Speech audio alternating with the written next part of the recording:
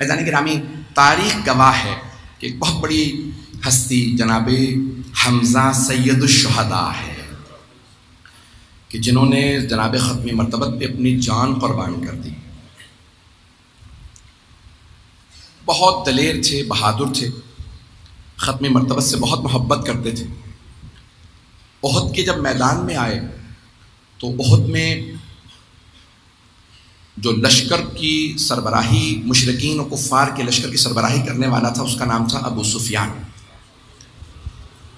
ابو سفیان نے، اور اس کی بیوی ہندہ تھی جو معاویہ کی ماں تھی، یزید کی دادی تھی. ہندہ نے ایک مرتبہ ایک ابو سفیان سے کہا، ایک غلام میں نے دیکھا ہے جو بہت نیزہ بازی میں ماہر.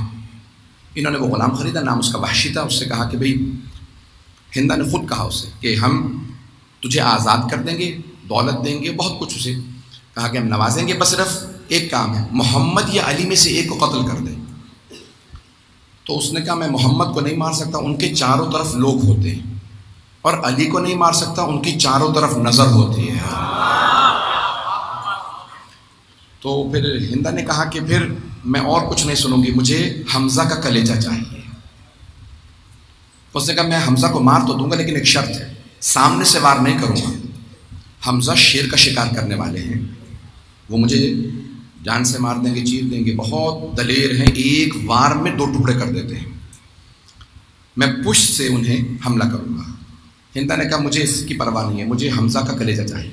اور خود آئی، اور لوگوں نے وہ گانے بھی لکھے ہیں جو وہ گاتی ہوئی آئی تھی، نحن بنات طارق نمشی النما، وہ پورے گانے لکھے ہوئے ہیں، پورے جو اپنے ساتھ وہ پلٹون لے کے آئی. ایک مرتبہ وہ بجا رہے تھے، سب کچھ سارا سلسلہ گانے بجانا ہوتا رہا. ایک مرتبہ سارا کا سارا جب مجمع بکھر گیا رسول خدا کے اصحاب کا، تو وحشی نے پشت سے ایک مرتبہ جناب حمزہ سلام اللہ علیہ کو پشت سے نیزہ مارا، ان کے سینے سے باہر آ گیا. تو ایک مرتبہ جب جناب حمزہ گرنے لگے نا، تو کہا یا رسول اللہ آپ تنہا رہ جائیں گے، بس ایک علی آپ کے پاس ہیں. میں اپنی جان آپ پہ قربان کرنے میں کامیاب رہا، لیکن اس بات کا کوئی غم نہیں کہ میں جا رہا ہوں. اب سمجھ میں آیا یہ میدان کربلا میں ہر اصحاب میں، انصار میں جاتے میں روتے ہوئے یہ کیوں کہتے تھے، مولا آپ تنہا رہ جائیں گے. تو اب ایک مرتبہ جناب حمزہ سلام اللہ علیہ گر گئے. جب گرے تو فوراً ہندہ فوراً پہنچی اور وحشی سے کہا ان کا کلیجہ، ان کا سینہ چیر دو. اس نے پورا سینہ کاٹا، کھولا، اس نے کلیجہ نکالا اور کھانا چاہتی تھی، لیکن چھٹے امام فرماتے ہیں کہ اللہ نے کلیجے کو اتنا سخت کر دیا تاکہ وہ کھا نہ سکے، کہ ایک سید الشہداء کا جسم کا کوئی بھی ٹکڑا مشرکہ کا جز نہ بنے کا اسے سخت کر دیا. لیکن اگر آپ زیارت عاشورہ یا کوئی زیارت پڑھیں تو اس میں ائمہ نے جب ہندہ پہ لعنت کی ہے نا، تو یہ جملہ کہا وَابْنَ آکِلَةُ الْأَكْبَادِ، کبد کی جمع اکباد، کلیجہ چبانے والی کے بیٹے، اللعین ابن اللعین، کہ وہ بھی ملعونہ تھی، اس پہ بھی لعنت ہو، بیٹوں پہ بھی لعنت ہو. فیضان گرامی، ایک مرتبہ اس نے سینہ چاک کروایا جناب حمزہ کا. وحشی نے کلیجہ نکال کے دیا، چبانا چاہا، کھا نہیں سکی. اس نے کہا کہ ان کا مسئلہ کر دو، ان کی ناک کاٹو، ہونٹ کاٹو، کان، ان کی آنکھیں نکال کے مجھے دو، ہاتھوں کی انگلیاں، پاؤں کی انگلیاں کاٹو. تو وحشی نے سارے کے سارے اعضاء کاٹے. کہ مجھے ایک ہار میں پرو دے، گلے میں ڈال کے مکے جاؤں گی، بتاؤں گی کہ میں حمزہ کا یہ جگر لے کے آئی ہوں. تو اتنے میں پیغمبر اسلام نے کسی سے کہا، صحابی سے، جاؤ ذرا جا کے دیکھو میرے چچا کہاں ہے. جانتے ہیں نا کہ بھتیجوں کو چچا سے کتنی محبت ہوتی ہے. ایک مرتبہ ایک صحابی آئے، آنے کے بعد دیکھا کہ میں یہ بری خبر رسول خدا کو نہیں دے سکتا. اتنے میں خود رسول خدا نے کہا یا علی اب آپ خود جائیے، دیکھیے چچا کہاں ہے. جناب علی مرتضیٰ اٹھے اور آئے اس جگہ پہ جہاں جناب حمزہ کو شہید کیا گیا تھا. جب آئے تو آ کے بہت روئے. جب روتے رہے تو جناب سرور کائنات خود اٹھے کہ میں خود جا کے دیکھوں گا چچا کہاں ہے. جب آئے نا اور آنے کے بعد دیکھا کہ مسلح کر دیا گیا ہے، پورے جسم کے ٹکڑے کاٹے گئے، تو پیغمبر لاشیں پہ غش کر کے گر گئے، روتے ہوئے گر گئے، رحمت للعالمین لاشیں پہ گر گئے اور بلند آواز سے رو رہے تھے. جب ایک مرتبہ ہوش میں آئے تو اور زیادہ رونے لگے. کہا میرے چچا کا مسلح کر دیا. ابھی رو ہی رہے تھے کہ ایک مرتبہ مدینے میں خبر پہنچی پیغمبر زخمی بھی ہیں اور رو بھی بہت رہے ہیں. ایک بیٹی نے کہا مجھے میرے بابا کے پاس لے چلو. جناب سیدہ نے خواتین سے کہا میرے ساتھ چلو، میں تنہا نہیں جاؤں گی. جب چلی نا تو رسول خدا کی پھپھی جناب صفیہ پھپھی ہیں رسول خدا اور علی مرتضیٰ کی، اور جناب حمزہ کی بہن. تو انہوں نے کہا میں بھی چلوں گی. سب نے برقعے لیے پہنچ گئیں. کہاں؟ احد کے میدان میں. ایک مرتبہ پیغمبر ابھی بیٹھے رو ہی رہے تھے کہ ایک پھپھی نے، ایک بہن نے کہا یا رسول اللہ مجھے بھائی کے لاشے پہ آنے دیں. مجھے نہیں پتا میں کیسے پڑھوں گا. کہا یا رسول اللہ مجھے ایک بہن کو بھائی کے لاشے پہ آنے دیں. پیغمبر نے ایک صحابی سے کہا میری پھپھی سے کہہ دو کہ میں آنے نہیں دے سکتا. جب اس نے صحابی نے جا کے کہا نا کہ آپ کو رسول خدا نے منع کر دیا ہے کہ بھائی کے لاشے پہ نہ آئیں، تو جناب صفیہ نے کہا میں نہیں مان سکتی کہ پیغمبر کسی بہن کو بھائی کے لاشے پہ نہ آنے دیں. کہا رسول خدا سے کہو کہ ایک بہن کو بھائی کے لاشے پہ آنے دیں.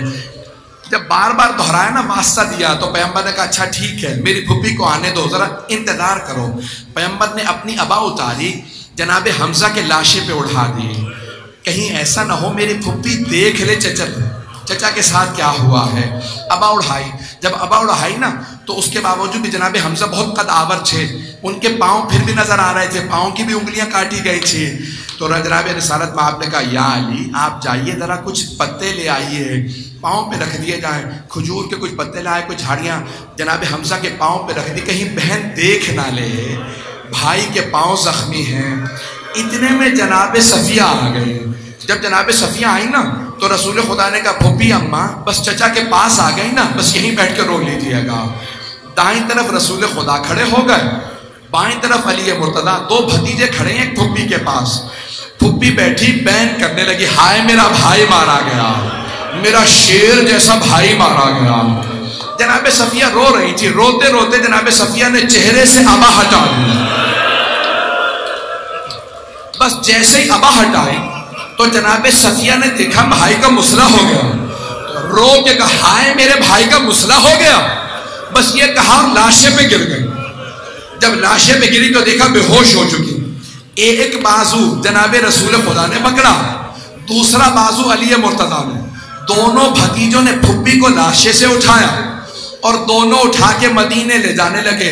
اور جب بھی بی بی جناب صفیہ کو ہوش آتا تو ایک ہی بات کہتی ہائے میرا بھائی، میرے بھائی کا مسئلہ ہو گیا. اب میں آپ سے کہوں گا ذرا میرے ساتھ چلیے، کربلا کا میدان ہے، 11 محرم ہے، ایک بہن بھائی کے لاشے پہ آ رہی ہے. میری طرف دیکھیے گا. جب وہ بہن آئی نا ہاتھ پسے گردن بندھے تھے، سر پہ چادر نہیں تھی. مولا سجاد کہتے ہیں جب میری پھوپھی آئیں تو آنے کے بعد لاشا دیکھا اور رو کے کہنے لگی اماں آپ نے چکیاں پیس کے پالا تھا.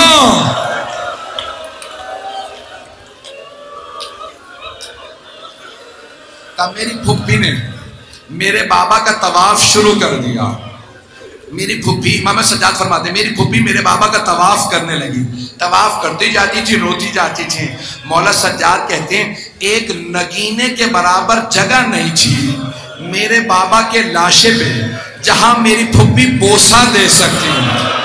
اتنے تیر لگے تھے، اتنی تلواریں، اتنے پتھر مارے تھے کہ میری پھوپھی بوسہ نہیں دے سکتی تھی.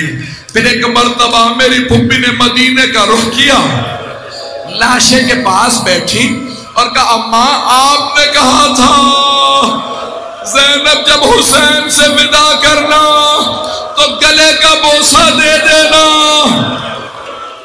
کہا میری پھوپھی نے ہاتھ پسے گردن بندھے تھے، اپنے لبوں کو کٹے ہوئے گلے پہ رکھا اور چوم کے رو کے کہا یا جدہ یا رسول اللہ صلی علیک ملیک السماء. نانا آسمان سے ملائکہ نازل ہوئے تھے آپ کا جنازہ پڑھنے. ھذا حسین مرمل بالدماء. نانا یہ آپ کا نواسہ حسین ہے، نانا یہ آپ کا حسین جو پتھروں میں گھرا ہوا ہے، جسے اتنے پتھر مارے گئے. میں نے تمام کر دیا.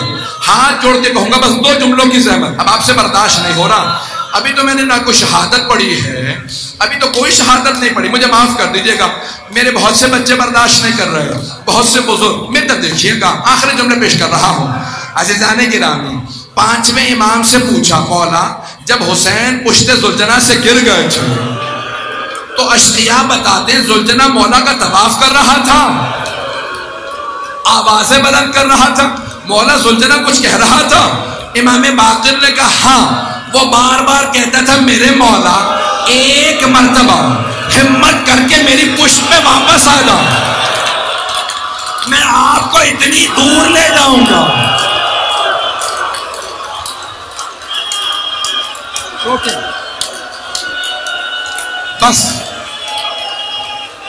بس بھائی اور نہیں پڑھوں گا، میرے کو دیکھیں گا۔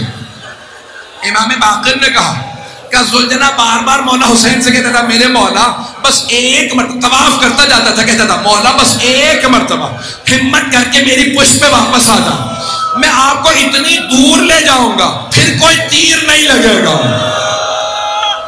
ایک مرتبہ لوگوں نے پوچھا مولا حسین نے بھی کچھ کہا زلجنہ سے؟ کہا ہاں میرے جد نے، میرے دادا نے کہا زلجنہ خیموں میں واپس چلا جا، میری بہنوں کو بتا دے میں گر گیا۔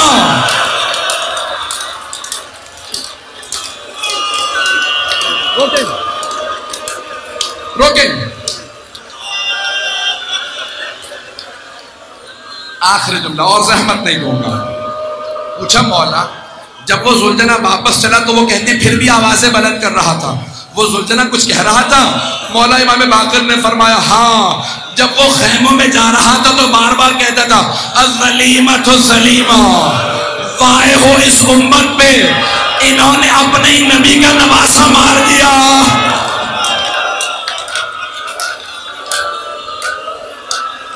الا لعنۃ اللہ علی القوم الظالمین وسيعلم الذين ظلموا أي منقلب ينقلبون